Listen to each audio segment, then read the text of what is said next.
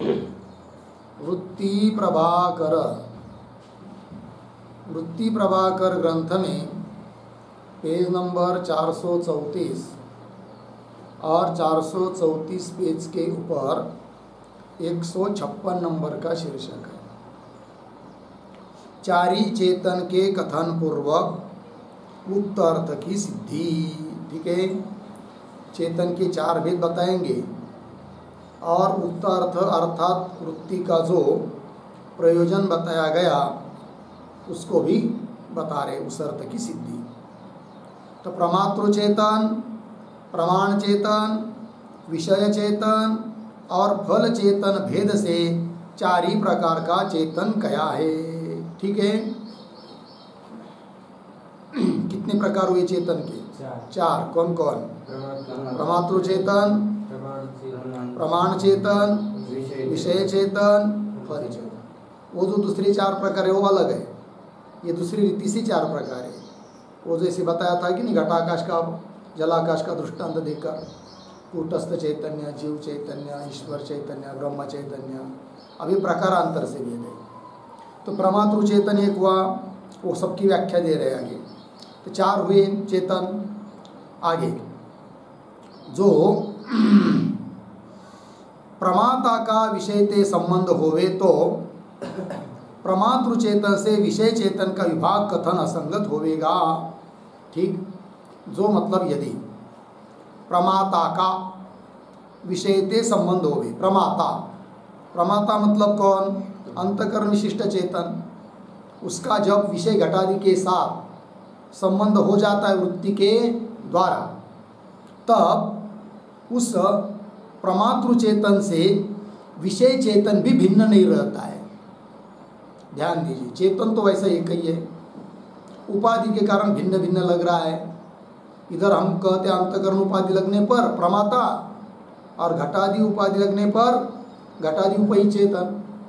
किंतु जब यह अंतकरण और घटादि दोनों उपाधि एक जगह आ जाती है तो चेतन का भी भेद रहता नहीं है। बराबर वही जो प्रमाता का विषय के साथ संबंध होवे तो प्रमातृ चेतन से विषय चेतन का विभाग कथन असंगत होगा, विभाग नहीं रहता है ना। आगे अंतकरण विशिष्ट चेतन प्रमातृ चेतन है। प्रमातृ चेतन किसको कहते हैं? अंतकरण विशिष्ट चेतन को कहते हैं क्या?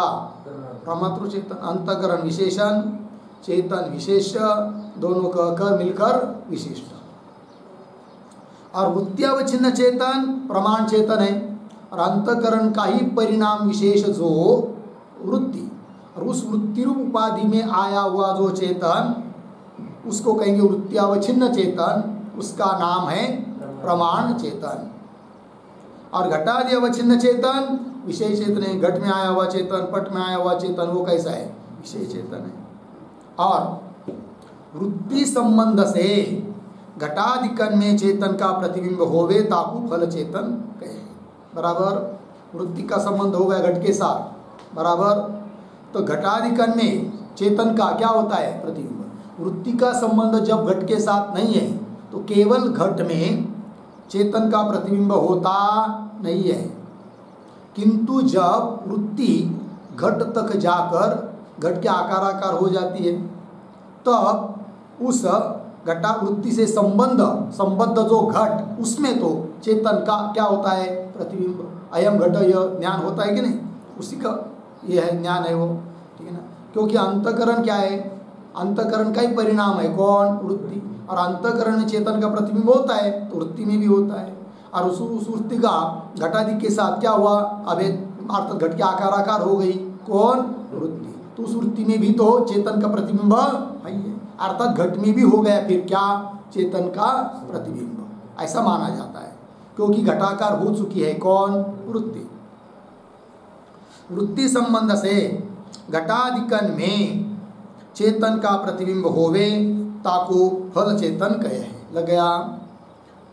और कोई ऐसे कहे है, क्या कहते कोई ग्रंथकार, घटावच्छिन्न चेतन अज्ञात होवे तब विषय चेतन कही है। घट ज्ञात नहीं है, अज्ञात है, तब उस घट में आया हुआ चेतन उसको कहेंगे विषय चेतन। और ज्ञात होवे, जब घट ज्ञात हुआ, अयम घट ज्ञान हुआ, और घट का ज्ञान होने के बाद व्यवहार होता है घट ज्ञात, मैंने घट को जाना। और ज्ञात होवे तब घटावचिन्न चेतन को ही फल चेतन कहे, ऐसा किसी ग्रंथकार का मत है। ताही को, उस फल चेतन को ही प्रमेय चेतन कहे। परंतु विद्यारण्य स्वामी ने और वार्तिककार ने, सुरेश्वराचार्य जी महाराज वार्तिककार, उन्होंने दोनों ने प्रमाण वृत्ति से उत्तर काल में जो घटाधिकरण में चेतन का आभास होवे सोई फल चेतन कहा है। किंतु इन लोगों ने फल चेतन की व्याख्या इस रूप से की है, क्या? प्रमाण वृत्ति, चक्षुर आदि से निकली हुई वृत्ति, वो वृत्ति जब घट तक जाती है तो उत्तर काल में, बाद में, तो प्रमाण वृत्ति से उत्तर काल में जो घटाधिकरण में क्या चेतन का आभास, बराबर, प्रतिबिंब, शुद्ध घट में तो प्रतिबिंब होता नहीं है, वो प्रमाण वृत्ति जो है वो वृत्ति घट के आकार हुई, तब उस वृत्ति में जो प्रतिबिंब वही माना जाता है घट में चेतन का प्रतिबिंब। ऐसा प्रमाण वृत्ति से उत्तर काल में जो घटाधिकरण में चेतन का आभास होवे सोही फल चेतन कहा है। लग गया? इस रीति से प्रमातृ चेतन परिचिन्न है, क्योंकि प्रमातृ चेतन कैसा है? परिचिन्न। क्यों? अंतकरण उसकी उपाधि है, तो उपाधि परिचिन्न है, तो उस उपाधि में आया हुआ चेतन भी परिचिन्न है। इस रीति से प्रमातृ चेतन परिचिन्न है और ताके संबंध से ही विषय का प्रकाश होवे है, बराबर। ताके संबंध से, ताके प्रमातृ चेतन के संबंध से ही, मतलब उस प्रमातृ चेतन का जब घटाधिक के साथ संबंध होगा तभी घटाधिकों का क्या होगा? प्रकाश, अर्थात ज्ञान। ताके संबंध से ही विषय का प्रकाश होवे है। जीव चेतन को विभु माने तो भी प्रमाता से विषय का संबंध वृत्तिकृत है। कुछ लोगों ने जीव चेतन को क्या माना है? विभु। क्यों? उन्होंने जीव की उपाधि कौन मानी? समष्टि अज्ञान। अतः उनके मत में जीव कैसा हुआ? विभु हुआ। और जिनके मत में जीव की उपाधि अंतकरण है और अंतकरण परिचिन्न है, अतः जीव कैसा हुआ? परिचिन्न हुआ, विभु नहीं हुआ। किंतु दोनों भी मत में उस जीव का है ना, कि वह प्रमातृ चेतन का विषय के साथ अभेद होने के लिए, है कि नहीं, विषय के साथ संबंध जोड़ने के लिए अपेक्षा है किसकी? वृत्ति की। जीव चेतन को विभु माने तो भी प्रमाता से विषय का संबंध वृत्तिकृत है, क्योंकि जिन्होंने जीव चेतन को विभु माना है उनके मत में भी प्रमाता कौन है? हाँ, अंतकरण विशिष्ट चेतन ही प्रमाता है। भले जीव की उपाधि तुमने समष्टि अज्ञान मानी हो, ये नहीं है कि समष्टि अज्ञान में अज्ञान विशिष्ट चेतन प्रमाता, ऐसा नहीं। जीव की उपाधि समष्टि अज्ञान मानने पर भी प्रमाता वही है, कौन? अंतकरण विशिष्ट चेतन। जीव चेतन को भी माने तो भी प्रमाता से, प्रमाता के साथ विषय का संबंध वृत्तिकृत है, अर्थात वृत्ति के अधीन है। याते दोनों मत में विषय संबंध में विलक्षणता नहीं।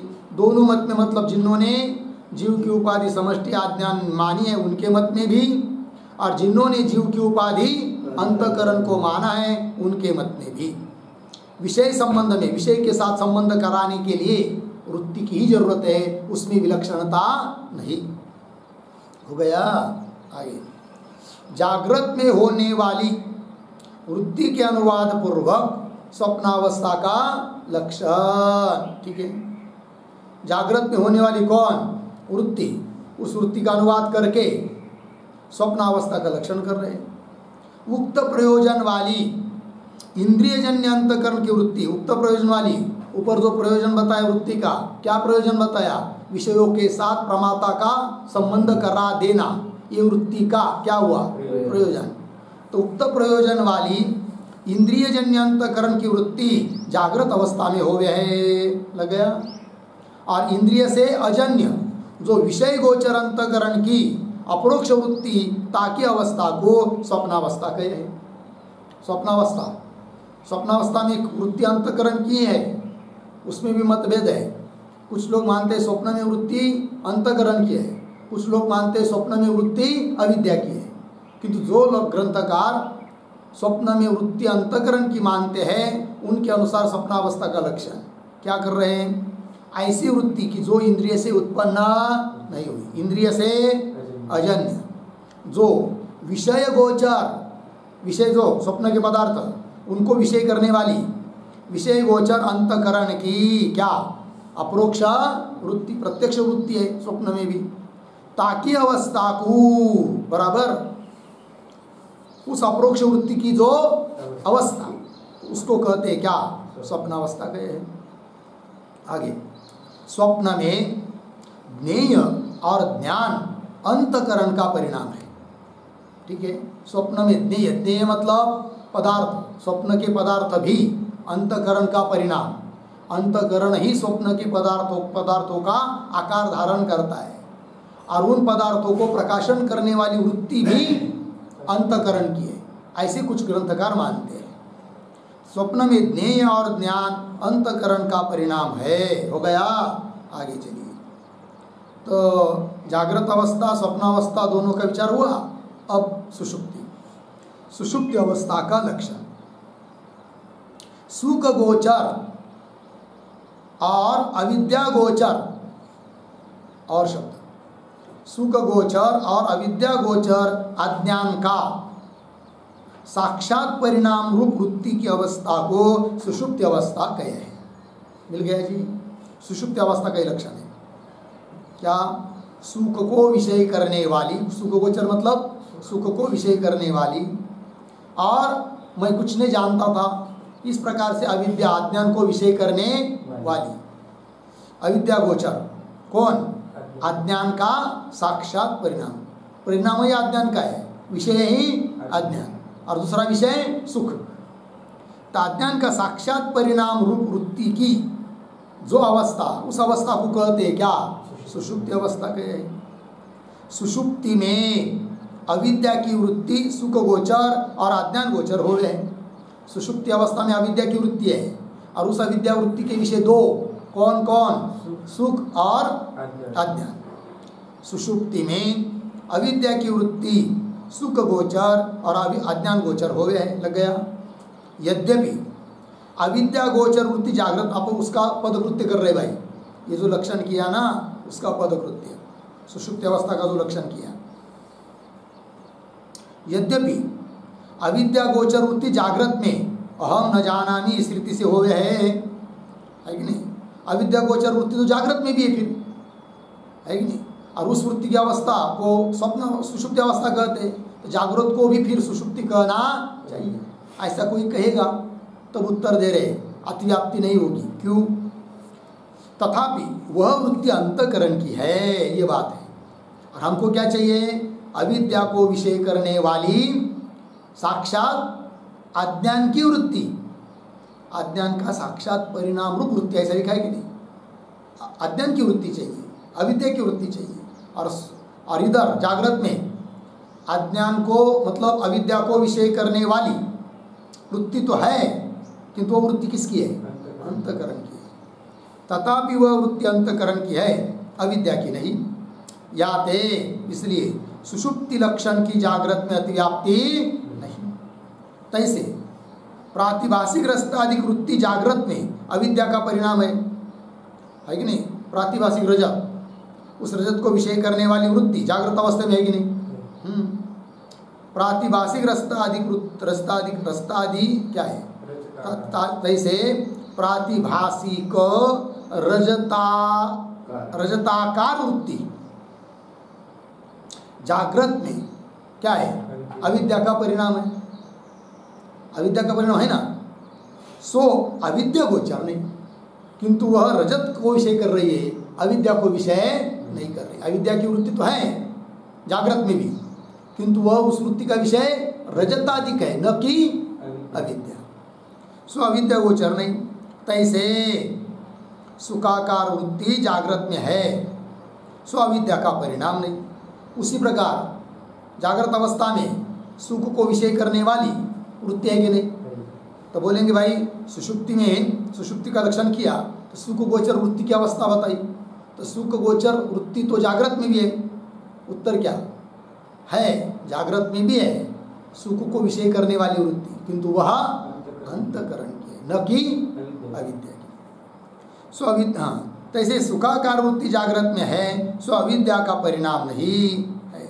इस रीति से सुख गोचर और अविद्या गोचर, ठीक है ना, सुख को विषय करने वाली और अविद्या को विषय करने वाली अविद्या वृत्ति की अवस्था को सुषुप्ति अवस्था कहे हैं। लग गया इतना? चलिए आगे। सुषुप्ति संबंधी अर्थ का चिंतन। अब सुषुप्ति संबंधी और चिंतन कर रहे हैं। सुषुप्ति में अविद्या की वृत्ति में आरूढ़ साक्षी अविद्या को प्रकाश है, ठीक है। सुषुप्ति में कौन? सुषुप्ति में अविद्या की जो वृत्ति है उस वृत्ति में आरूढ़ है कौन? साक्षी।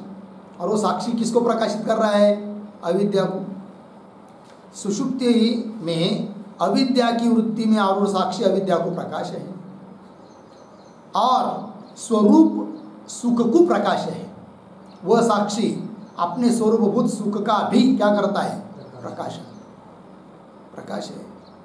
सुषुप्ति अवस्था में सुखाकार अविद्या का परिणाम जिस अज्ञानांश का हुआ है, बराबर ध्यान दीजिए भाई, क्या लिख रहे हैं?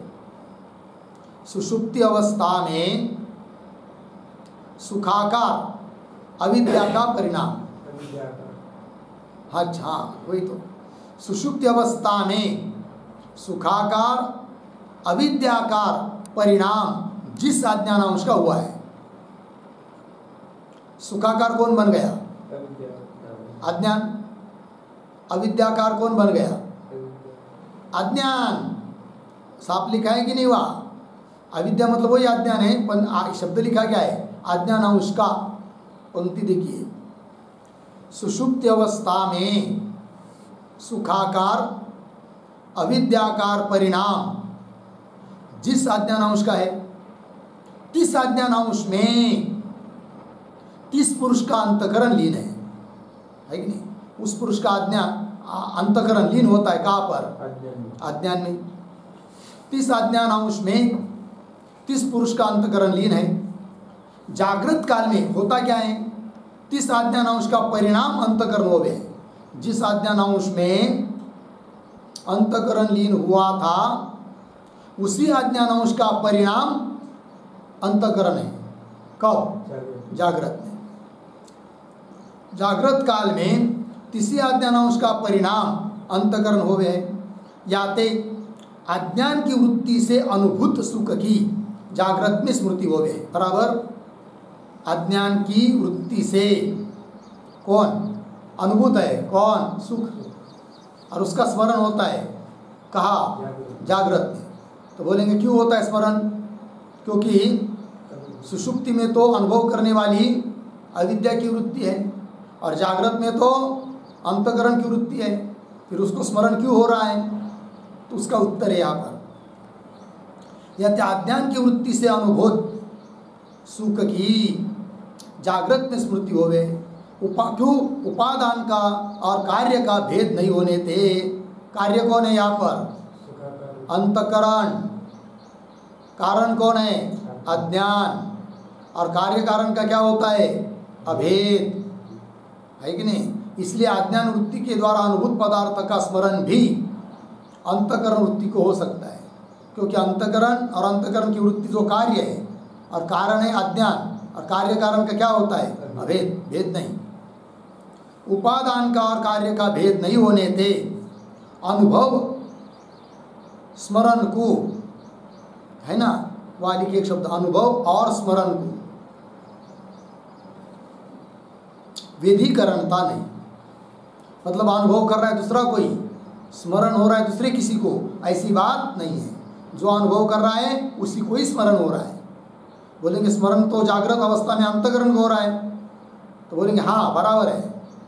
और सुषुप्ति अवस्था में अनुभव किया है किससे?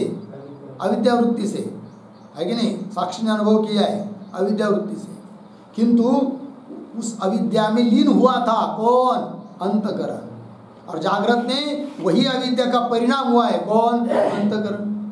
और कार्य कारण का अभेद होता है। अतः अंतःकरण और अज्ञान इसमें भेद नहीं। अतः अनुभव जिसने किया अज्ञान ने, उसी का कार्य है अंतःकरण, अतः उसको स्मरण हो रहा है। इसलिए अनुभव और स्मरण में क्या नहीं? व्यधिकरणता नहीं। उपादान का और कार्य का भेद नहीं होने से अनुभव और स्मरण को व्यधिकरणता नहीं। इस रीति से तीन ही अवस्था है, लग गया, तीन अवस्था हो गई। मरण का और मूर्छा का भी कोई सुषुप्ति में अंतर्भाव कहे है, लग गया ना। कोई लोग तीन से अतिरिक्त और भी दो अवस्था मानते हैं, है कि नहीं, मरण और मूर्छा। किंतु बहुत सारे लोग मरण और मूर्छा का अंतर्भाव कर लेते हैं, किसमें? सुषुप्ति में अंतर्भाव कहे है, कोई पृथक कहे है, लग गया। आगे चलिए।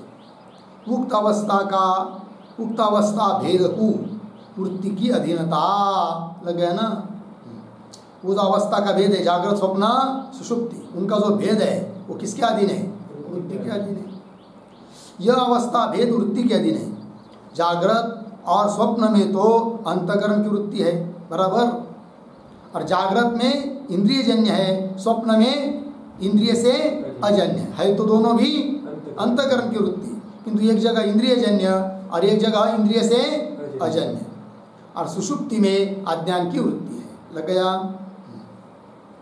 आगे वृत्ति के प्रयोजन का कथन। अवस्था का अभिमान ही बंध है।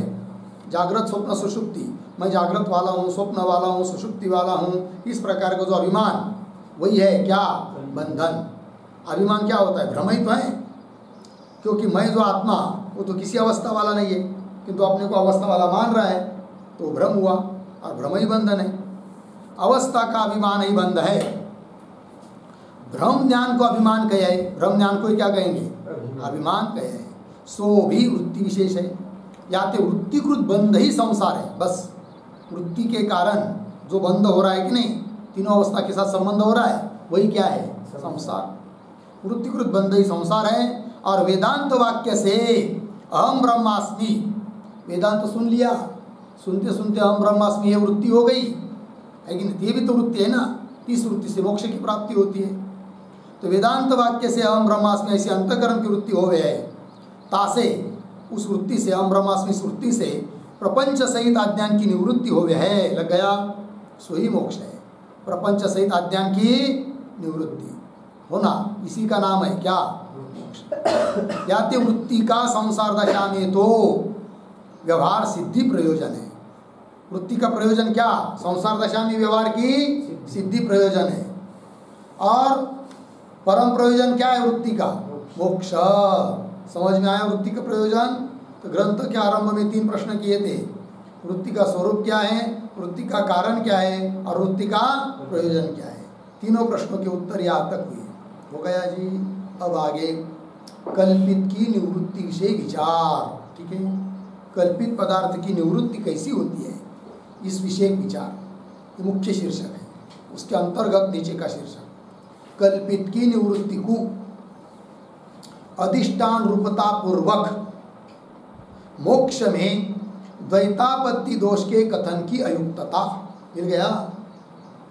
कल्पित की निवृत्ति, कल्पित जैसे उदाहरण व्यवहार में रज्जु सर्प, शुक्ति रजत, और जागृत में सब प्रपंच कल्पित ही तो है। तो कल्पित की निवृत्ति कैसी मानी गई है? अधिष्ठान रूप, अधिष्ठानता पूर्वक मोक्ष में द्वैतापत्ति दोष के कथन की। मोक्ष में द्वैतापत्ति दिखाएगा कोई पूर्व पक्षी, और वो कथन, उसका कहना अयुक्त है, ये बात कहेंगे। कल्पित की निवृत्ति अधिष्ठान रूप हो गया है, लग गया। या ते संसार निवृत्ति मोक्ष है। कल्पित पदार्थ की निवृत्ति कैसी होती है? अधिष्ठान रूप। रज्जु के ऊपर जो सर्प है, सर्प की निवृत्ति होना मतलब क्या? अधिष्ठान शेष रहना। अर्थात कल्पित सर्प की निवृत्ति क्या है? अधिष्ठान रज्जु रूप है, उससे अतिरिक्त नहीं। उस प्रकार समस्त प्रपंच कल्पित है, उसकी निवृत्ति ब्रह्म रूप है, ब्रह्म से अतिरिक्त नहीं। कल्पित की निवृत्ति अधिष्ठान रूप हो गया है। या ते संसार निवृत्ति मोक्ष है, लग गया। या कहने ते ब्रह्म रूप मोक्ष है, यह सिद्ध हो गए। या ते कल्पित की निवृत्ति को कल्पित का ध्वंस मानेंगे, मोक्ष में द्वैतापत्ति दोष का कथन अज्ञान प्रयुक्त है। कुछ लोग क्या करते हैं, कल्पित पदार्थ की निवृत्ति मतलब कल्पित पदार्थ का ध्वंस हुआ, फिर दो पदार्थ हो गए, एक ब्रह्म और दूसरा कल्पित की निवृत्ति रूप ध्वंस। और ध्वंस कैसा है, नैयायिकों के अनुसार साधी अनंत है, बराबर है कि नहीं? तो नित्य अनंत काल तक रहेगा, तो मतलब ध्वंस एक पदार्थ हुआ, ब्रह्म एक पदार्थ हुआ, तो द्वैत आ गया। ऐसी कोई शंका करते हैं, वो उनकी शंका करना ठीक नहीं है, क्योंकि कल्पित पदार्थ की निवृत्ति ध्वंस रूप नहीं है किंतु अधिष्ठान रूप है। याते कल्पित की निवृत्ति को कल्पित का ध्वंस मानी के मोक्ष में जो लोग क्या करते हैं, द्वैतापत्ति, द्वैत की आपत्ति, द्वैत की प्राप्ति दिखाते हैं। द्वैतापत्ति उस दोष का कथन करना वो क्या है, अज्ञान के कारण है, क्योंकि ऐसा दोष है नहीं। हो गया जी, चलिए आगे।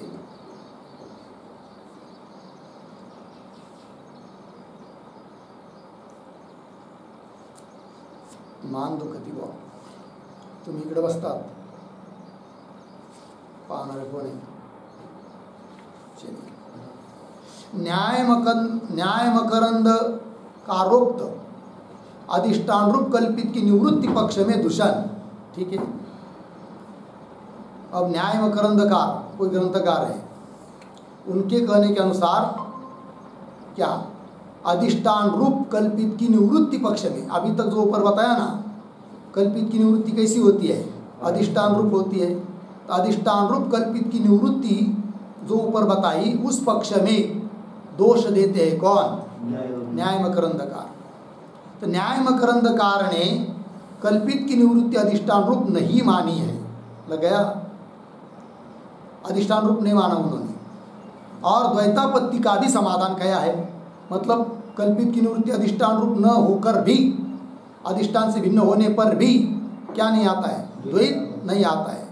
द्वैत प्राप्ति का समाधान भी किया है, वो कैसा, वो आएगा भी धीरे धीरे। परंतु तिनका लेख अनुभव के अनुसार नहीं कहे थे। यह तिनका लेख है क्या, कल्पित की निवृत्ति अधिष्ठान से भिन्न है, बराबर, ये उनका सिद्धांत। कल्पित की निवृत्ति क्या है, अधिष्ठान से भिन्न है। जो अधिष्ठान रूप कहे तो अधिष्ठान और कल्पित निवृत्ति एक ही पदार्थ है। समझ लीजिए, कल्पित की निवृत्ति अधिष्ठान रूप माने तो अधिष्ठान और कल्पित की निवृत्ति दो का एक ही हो जाएगी ना। कब, जब कल्पित की निवृत्ति अधिष्ठान रूप मानेंगे तब। जो अधिष्ठान रूप कहे तो अधिष्ठान और कल्पित की निवृत्ति एक ही पदार्थ है, दो पदार्थ नहीं, यह सिद्ध हो गया, लग गया ना। ता यह पूछे है, तो ऐसी स्थिति में वो न्याय मकरंदकार पूछते हैं क्या, अधिष्ठान में अंतर्भाव माने के कल्पित निवृत्ति का लोप इष्ट है, अथवा कल्पित निवृत्ति में अंतर्भाव माने के,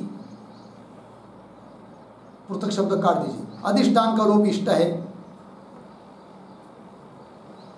हो गया। न्याय मकरंदकार पूछ रहे हैं किन लोगों को, जो लोग कल्पित की निवृत्ति अधिष्ठान रूप मानते हैं उनको। क्या, अधिष्ठान में अंतर्भाव, अधिष्ठान में अंतर्भाव किसका, कल्पित निवृत्ति का। कल्पित निवृत्ति किम रूप है, अधिष्ठान रूप है। ऐसा मानकर आप कल्पित निवृत्ति का लोप कर रहे क्या, पहला प्रश्न।